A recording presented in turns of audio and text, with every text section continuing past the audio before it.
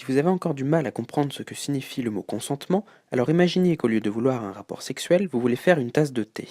Vous dites Hey, est-ce que tu veux boire un thé? Et la personne répond Oh mon Dieu, ouais, j'adorerais prendre une tasse de thé, merci. Alors, ça veut dire que la personne veut une tasse de thé. Si vous dites Hey, tu veux boire un thé? Et qu'on vous répond Je sais pas, je suis pas sûr. Alors, vous pouvez leur préparer un thé ou non, mais soyez bien conscient que la personne n'en voudra peut-être pas. Et si la personne n'en veut pas, c'est là le plus important. Ne la forcez pas à boire. Ce n'est pas parce que vous avez fait du thé que vous avez le droit de voir quelqu'un le boire. Et si la personne vous dit non merci, alors ne lui faites pas de thé du tout. Ne lui faites pas de thé. Ne la forcez pas à boire du thé. Ne vous énervez pas parce qu'elle ne veut pas de thé.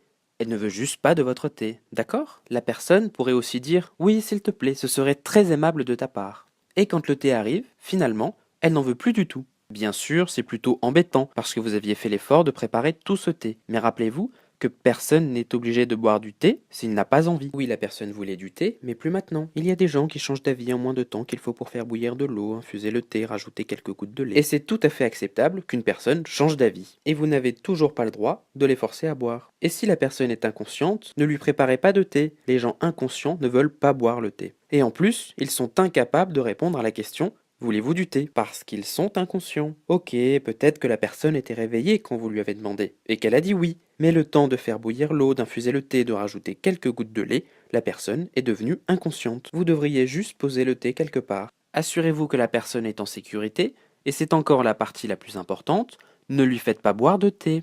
Elle a dit oui tout à l'heure, d'accord.